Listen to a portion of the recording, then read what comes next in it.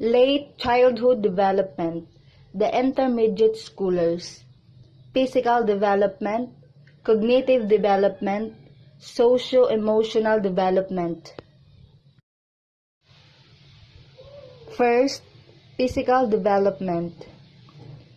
The period of late childhood is the period of calm before the growth spurt of adolescence. On the average, girls are generally as much as 2 years old ahead of boys in terms of physical maturity. Puberty begins early, budding breast for girls, which is the initial sign of puberty for girls.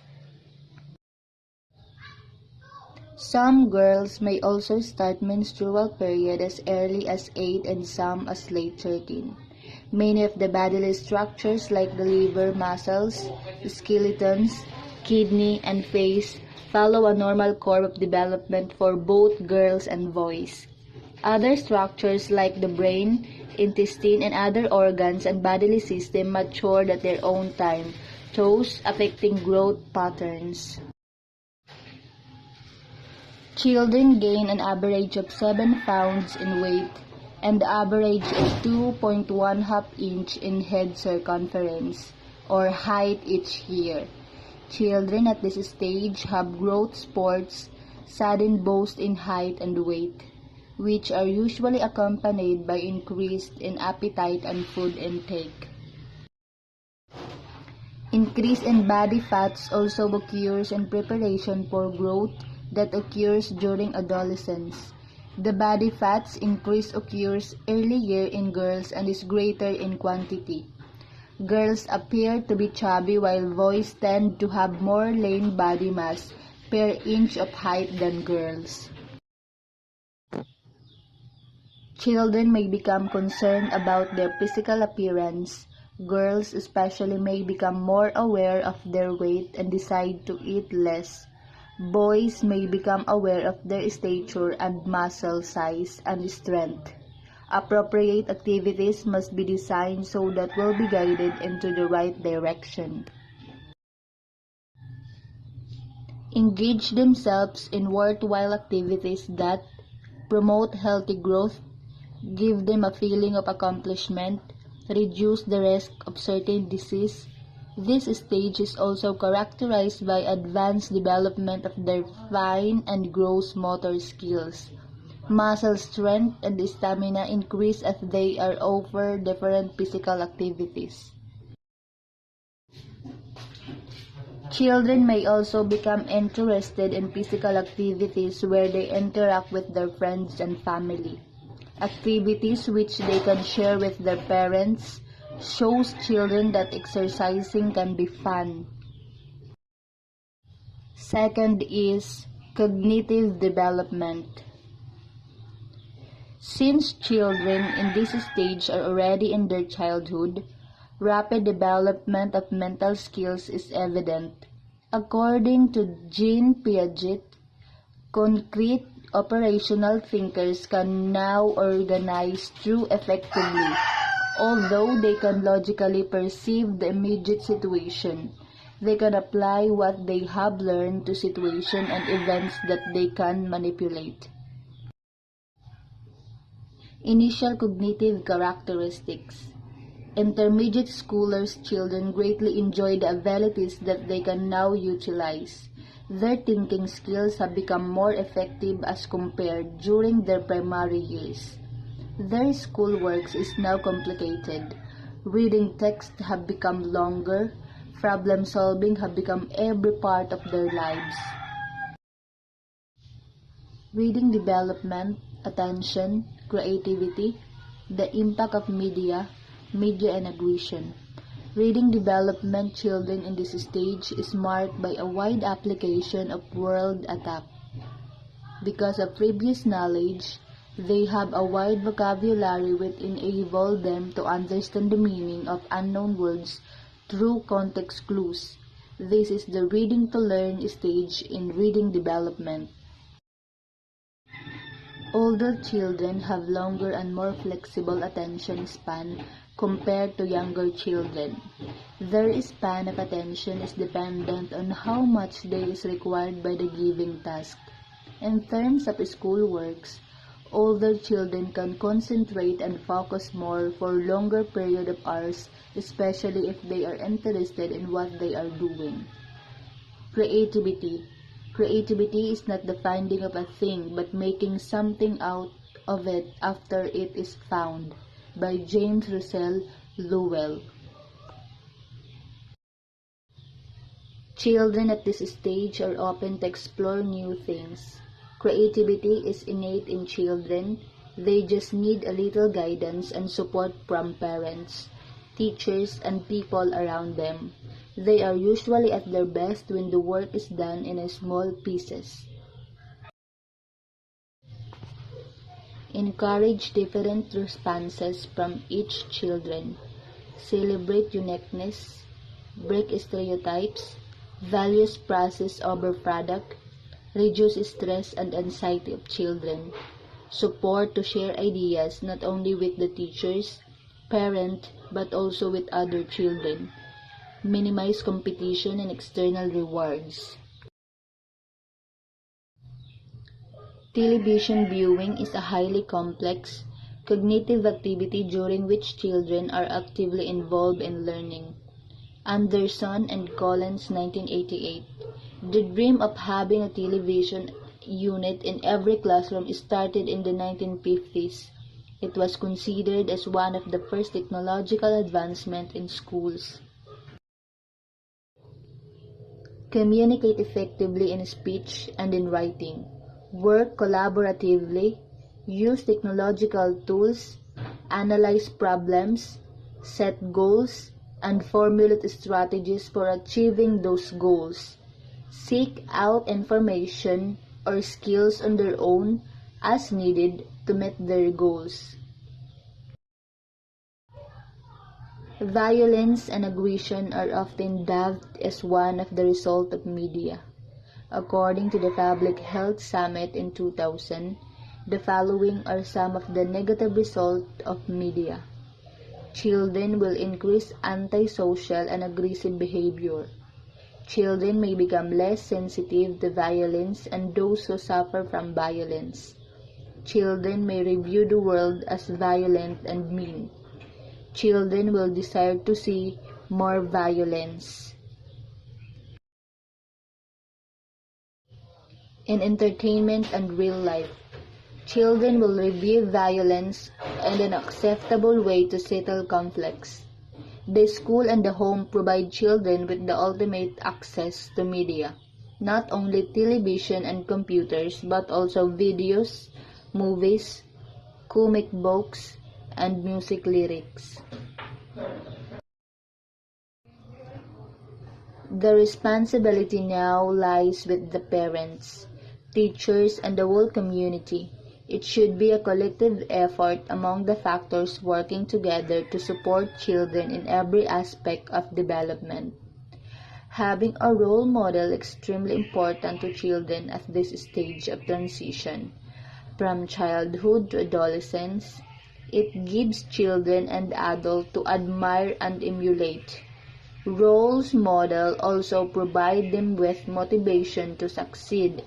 One of the most important roles of teacher is to become a very good role model to children. Need to be an eager participant in children's growth and development.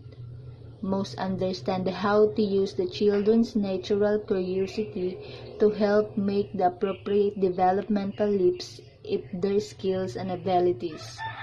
Must create an atmosphere where rest can be taken and discoveries made while children remain safe. Next is socio-emotional development. The child should have a growing sense of competence. The child's definition of self and accomplishment vary greatly according to interpretation in the surroundings environment. Varied opportunity must be provided in order for children to develop a sense of perseverance. They should be offered chances for both fail and succeed along with the sensor feedback and support. At this period of socio-emotional development, children are spending less time in the home. The bulk of their time is spent outside the home, either alone or with the other children rather than with adults.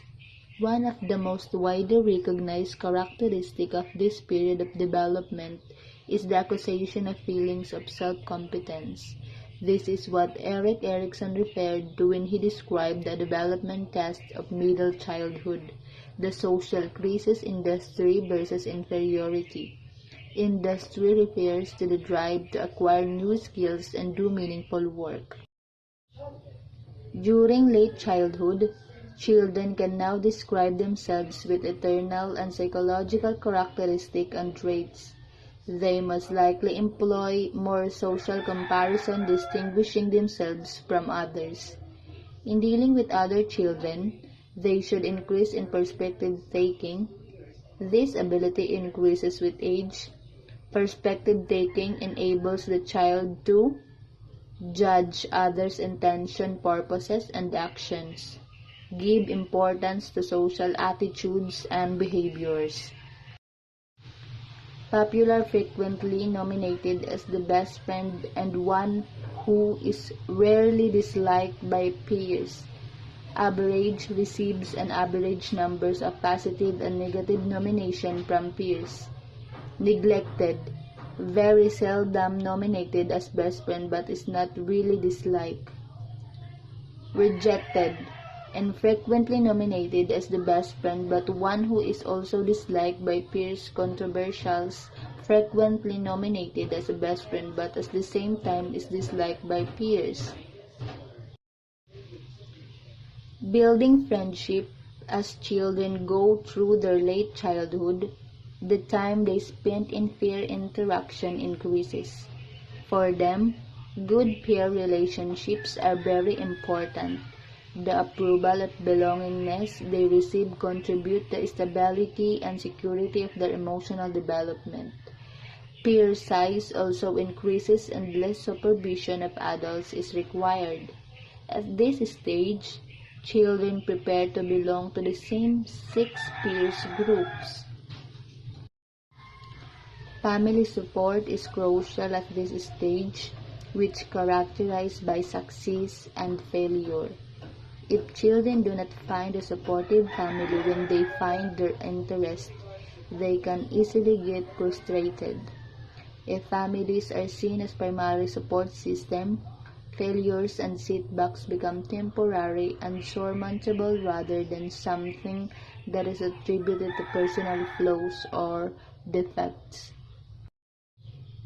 So now, let's move on to the adolescents, the high school learners, which include physical development, cognitive development, and socio-emotional development. Physical development refers to how children gain control over their physical action to do complicated and difficult activities more skillfully and easily.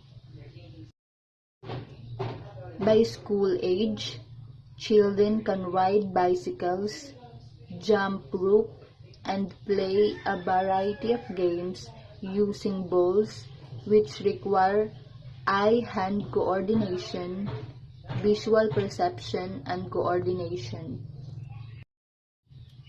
The adolescent may develop physical symptoms such as abdominal pain or maybe other areas that experience difficulties, or may simply refuse to go to school. During this phase of development, adolescents begin to transition from childhood to adulthood. Issues of independence, identity, sexuality, and relationship define this developmental stage. According to French psychologist Jean Piaget, published a theory that the cognitive development of children were in formal operational stage age from 11 and older. During this stage, children are able to use logic to solve problems, view the world around them, and plan for the future. They able to get started on task activities, completing a task activity within the allowed time.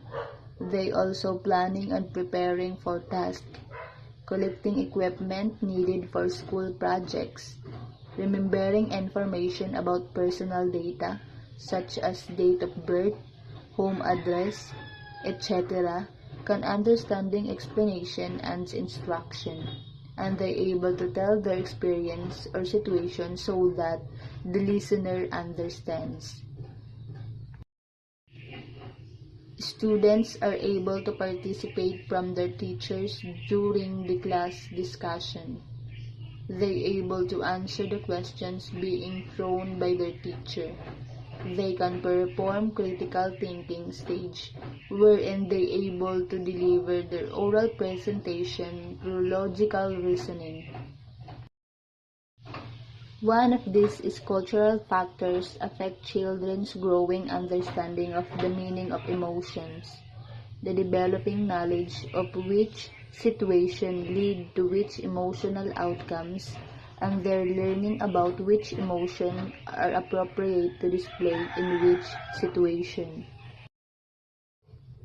Social emotional development includes the child's experience, expression, and management of emotion.